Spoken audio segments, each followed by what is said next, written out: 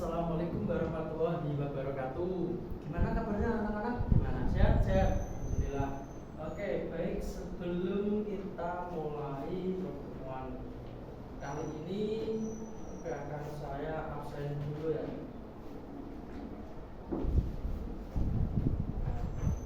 Oke, Lilin Munirah, Dir, Raisya Linatul Ifadah, Siti Zahratul Takyah, Sardi Ahlut Fiana, Warosatun Naila Husnul Khotimah. Hadir semua nggih? Nggih, hadir.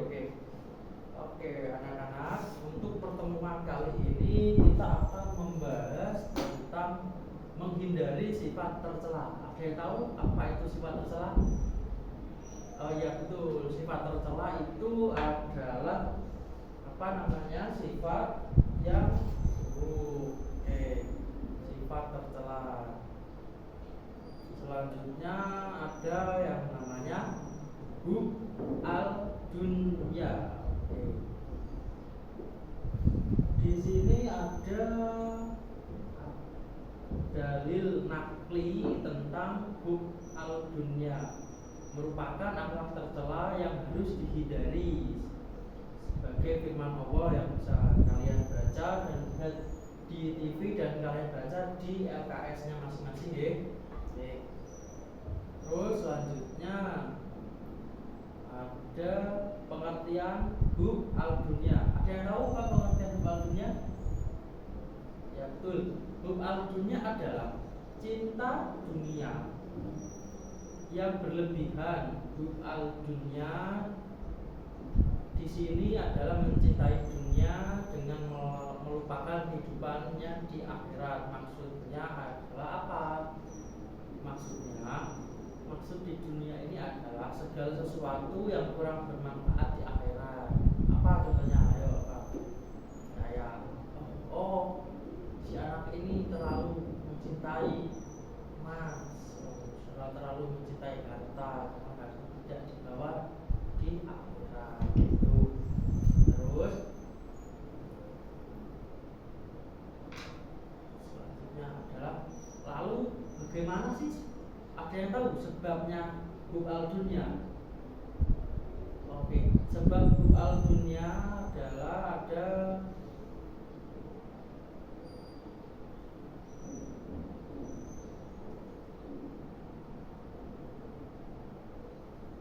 dunia. Penyebab hub al dunya selanjutnya adalah dunia sebagai tujuan utama, bukan akhirat. Kenapa? Karena dia itu lebih menyukai sesuatu yang berhubungan dengan dunia sekarang, bukan di akhiratnya. Suka mengumpulkan harta dengan menghalalkan berbagai cara. Maksudnya apa? Maksudnya dia itu suka kayak mencari nafkah dengan mengorbankan sholatnya ditinggalkan. Terus ada lagi kayak maling atau apa ya. Terus kikir terhadap harta, tidak rela hartanya terlepas dari dirinya. Selanjutnya serakah dan rakus serta tamak, selalu ingin mengumpulkan harta walaupun sudah memilikinya. Yang selanjutnya juga tidak mau bersyukur terhadap nikmat Allah. Lalu apa dampak hub al dunya? Dampak negatif hub al dunya ada 5. Yang pertama, cinta dunia akan membuat mereka lupa kepada Allah. Contohnya lupa kepada Allah apa? Kayak lupa bersyukur, lupa dengan sholatnya, lupa dengan tanggung jawabnya kepada Sang Pencipta, yaitu Allah Subhanahu wa Ta'ala.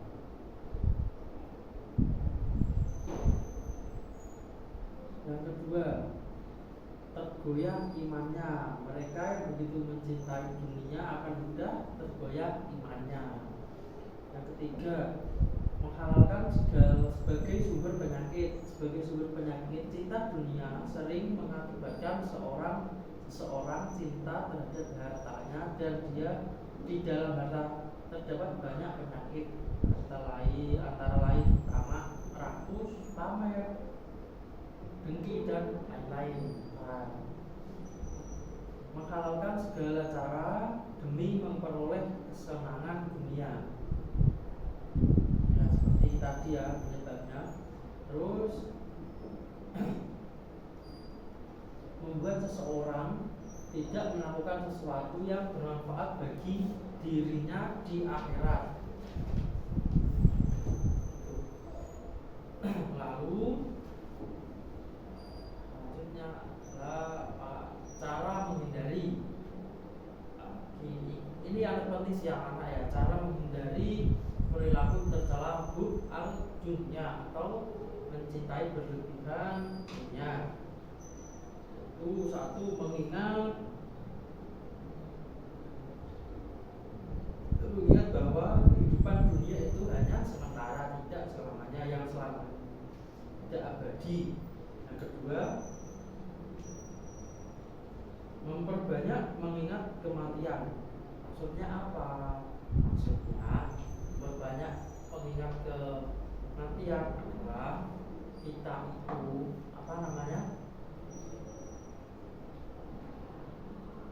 jika melakukan sesuatu harus ingat dengan sang pencipta. Oh, ternyata di belakang mati. Terus yang ketiga adalah qanaah, yaitu merasa cukup terhadap yang dimiliki serta menjauhkan diri dari sifat yang tidak puas terhadap hartanya.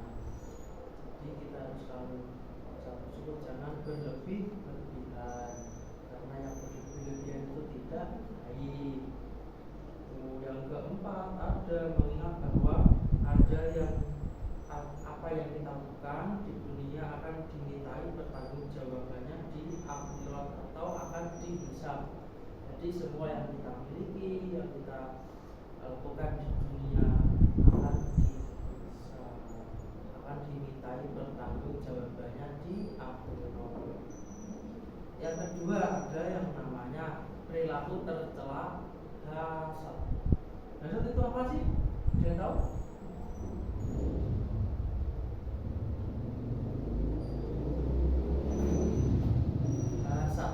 Hasad adalah penyakit hati yang ketika seseorang merasa tidak senang jika orang lain menerima karunia dari Allah, atau tidak terima. Oh, tetangganya ada yang baru beli mesin cuci, dia nggak suka kalau ada tetangganya yang lebih dari dia. Hasad secara bahasa berarti dengki atau benci. Menurut istilah, hasad adalah memberi nikmat Allah Subhanahu wa Ta'ala yang dianugerahkan kepada orang lain, serta menginginkan agar nikmat tersebut segera hilang atau terhembus dari orang lain.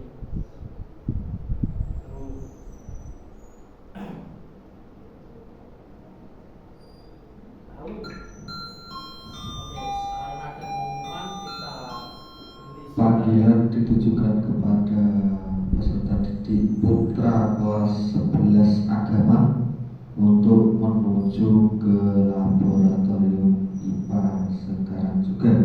Sekali lagi, untuk peserta didik kelas 11 agama putra untuk menuju ke laboratorium IPA sekarang juga. Terima kasih. Mengerti pengertian hasad, kita lanjut dengan ini juga pengertian hasad adalah penyakit hati ketika seseorang merasa tidak senang jika orang lain menerima karunia Allah atau menerima rezeki dari Allah, menerima kenikmatan. Jadi iri, bahasa Jawanya iri terhadap orang lain. Lalu apa sebab-sebabnya? Sebab-sebab orang yang mempunyai sifat hasad ada dua. Yang pertama adanya rasa permusuhan dan kebencian kepada seseorang. Jika kayak siapa tadi Fulan Fulan ini punya temannya namanya Rizky itu baru beli motor yang baru. Si Fulan ini eri, dengki, lalu permusuhan dan pertemanan mereka akan retak. Dan si Fulan ini sangat benci ketika si temannya itu memiliki barang baru, memiliki kenikmatan yang memiliki keberkahan atau apa, selalu merasa iri dengan temannya itu. Yang kedua adalah adanya sifat takabur atau sombong, yakni merasa diri sendiri yang paling baik dan paling benar atau paling hebat. Itu tidak boleh ya. Itu tidak boleh kita lakukan di kehidupan sehari-hari. Terus selanjutnya dampak negatif dari hasad ini.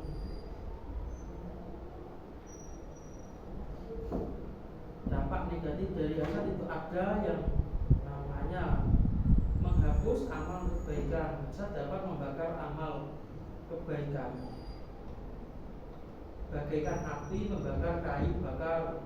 Rasulullah bersabda, yaitu jauhilah oleh sifat dengki, karena sesungguhnya sifat dengki itu makanan kebaikan, memakan kebaikan seperti api memakan kayu bakar. Hadis riwayat Ahmad.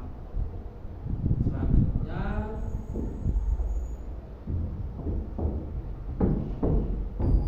semua amal baik membutuhkan perjuangan keras. Sangat disayangkan bila ya kan, amal baik itu hanya lenyap di dalam sekejap oleh perilaku hasad. Ibarat ini, panas setahun terhapus dengan hujan sehari. Sekali berbuat hasad, amal kebaikan yang telah dikumpulkan bertahun-tahun pun lenyap, tidak berbekas. Yang kedua, merasa senang jika orang lain tertimpa musibah. Oh ini jangan ya dia. Terus yang ketiga, memutus tali silaturahmi. Ya ini pasti. Terus yang keempat, hilangnya ketenangan dan kebahagiaan. Dan yang kelima, tidak dapat menyempurnakan iman, karena hasad adalah salah satu perilaku tercela yang tidak disukai oleh Allah.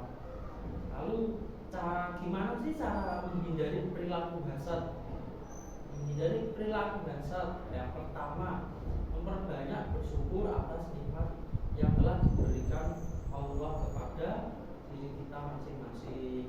Yang kedua, menambahkan kesadaran bahwa sifat hasad akan membawa seseorang menderita hati. Lalu selalu berpikir positif atas segala kejadian yang menimpa kita. Oh ternyata kita bersyukur, sikap positif. Oh, kalau orang Jawa, untungnya izin selamat, untungnya gitu. Yang keempat,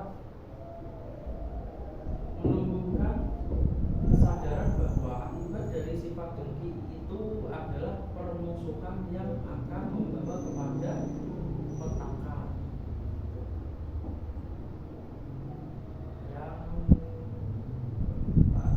Terus ada lagi memelihara sikap rendah diri, tidak sombong atau membanggakan diri dan meyakini bahwa semua yang kita miliki adalah titipan dari Allah, sehingga kita tidak perlu merasa tersaingi apabila orang lain mendapatkan sesuatu kenikmatan dari Allah. Nah, selalu saling mengingatkan dan saling menasihati satu sama lain. Ya. Kalau sebagai murid, misalnya temannya yang melanggar aturan atau berperilaku yang kurang baik, kita sebagai temannya harus saling mengingatkan. Yang ketujuh, bersikap realistis melihat mempunyai pendirian, tidak mudah terprovokasi. Jadi gak usah mudah ikut-ikutan. Nah, temannya melakukan sesuatu yang baik, kalau bisa kita memberitahu dia, jangan sampai dia melakukan kegiatan itu lagi. Terus selanjutnya senantiasa ingat kepada Allah dan meminta perlindungan kepadanya agar terhindar dari sifat hasad. Setelah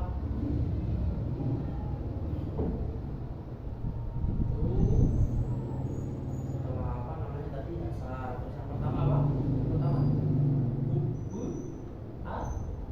Setelah itu yang ketiga ada yang namanya perilaku tercela, yang namanya ujub. Ujub apa? Ada yang tahu ujub? Saya tahu. Ujub ya, bukan ujub. Ujub lagi. Pengertian ujub.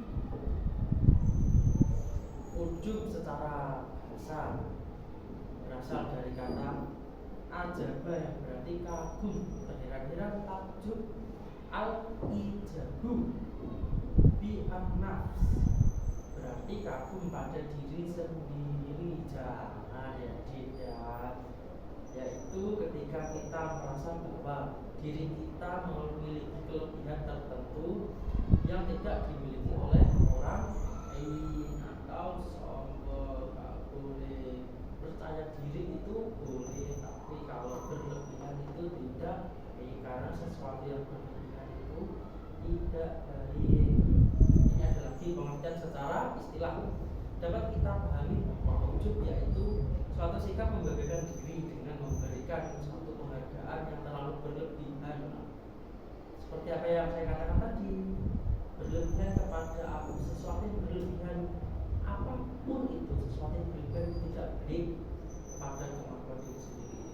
Imam Ghazali menuturkan perasaan ujub adalah kecintaan seseorang pada sesuatu karunia dan merasa memilikinya sendiri tanpa mengembalikan keutamaan kepada Allah.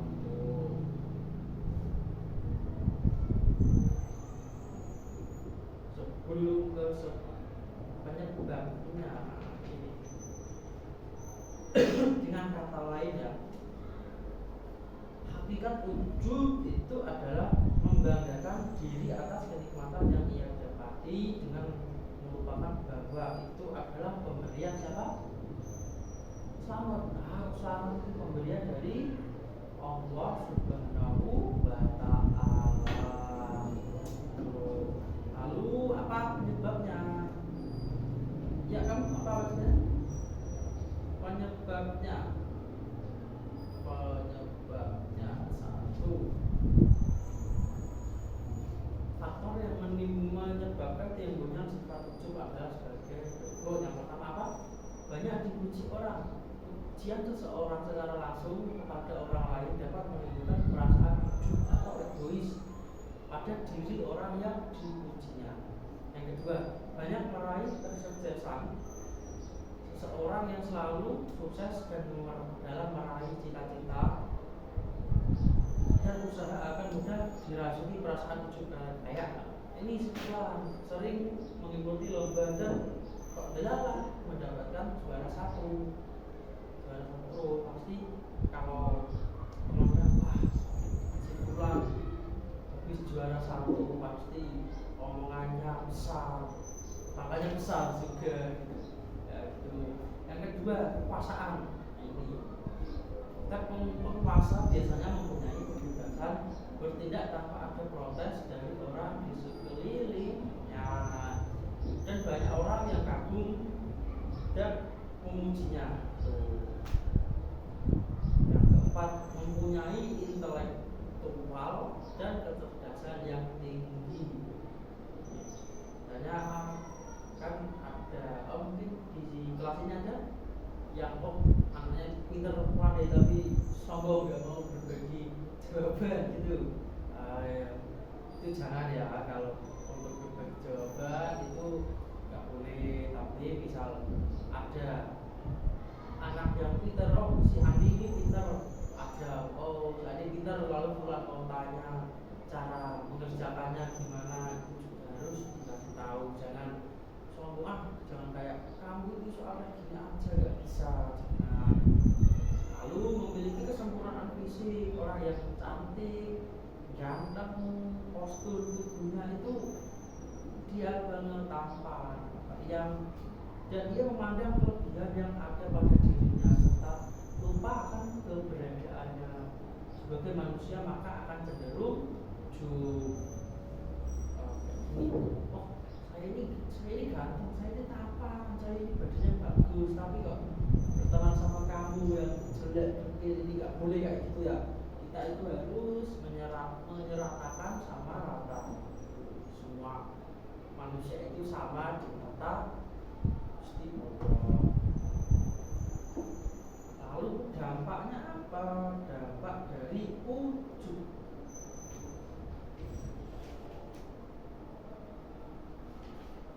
Ujub akan membawa ke arah kesombongan atau kibar. Karena apa? Karena ujub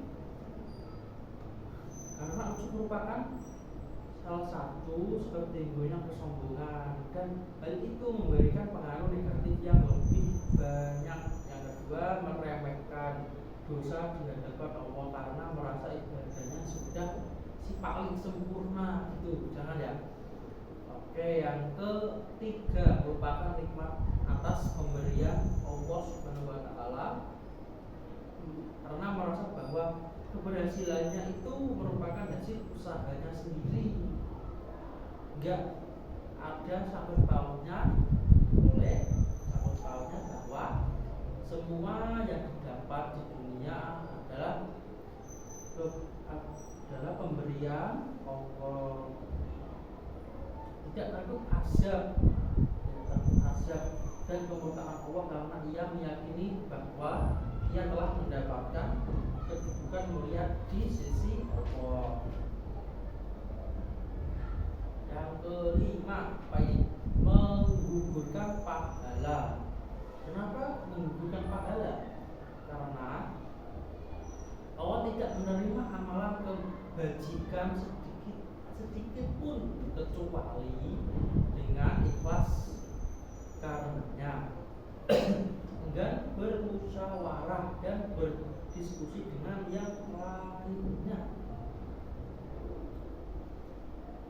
enggan juga itu kayak malas bertanya mengenai hal yang tidak diketahui. Dia lebih senang pada dirinya sendiri. Karena apa? Adakah pepatah malu bertanya sesat? Betul, sesat di muka ya enggak apa, sesat di jalan. Yang ketujuh, hilangnya rasa saling menghormati, lenyapnya rasa simpati orang kepadanya dan menanamkan kebencian. Yang kedelapan, enggan menerima nasihat orang lain karena menganggap orang lain bodoh dan menganggap dirinya yang paling pintar. Lalu bagaimana cara menghindari penyakit ujub? Pertama, selalu mengingat akan hakikat diri, nyawa yang ada dalam tubuhnya semata-mata anugerah dari Allah. Andai kata Allah tiba-tiba mengambilnya, maka badannya tidak ada harganya sama sekali. Sadar akan hakikat dunia dan akhirat.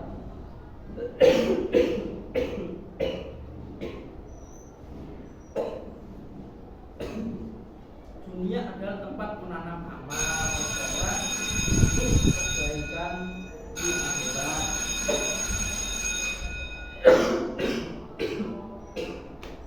Lalu selanjutnya, menyadari bahwa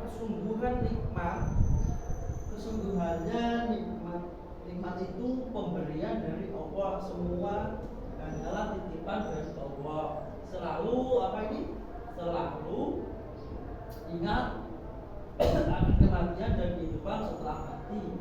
Berdoa kepada Allah agar dijauhkan dari sifat ujub. Jadi kalau bisa sebelum melakukan sesuatu, kita itu harus berdoa agar semua yang akan kita lakukan itu berjalan dengan lancar, terus mendapatkan berkah.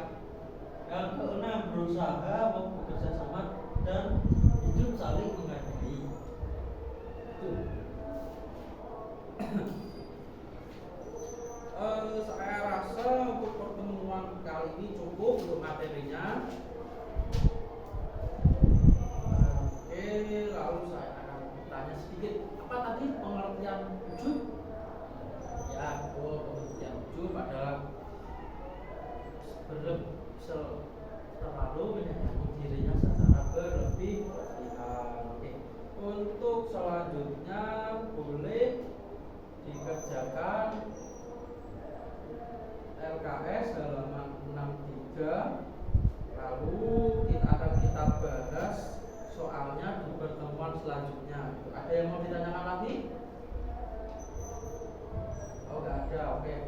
Tadi siapa yang nggak masuk tadi? Zainuddin tadi nggak masuk ya? Apa nggak ada? Oh, sakit. Oke. Saya rasa cukup dari saya. Apabila ada tutur kata yang kurang berkenan, Bapak mohon maaf sebesar-besarnya. Atau mungkin ada yang mau ditanyakan lagi, bisa ke kantor, bisa langsung tanya ke Bapak. Wabillahi taufiq wal hidayah wal ridho wal inayah. Wassalamualaikum warahmatullahi wabarakatuh.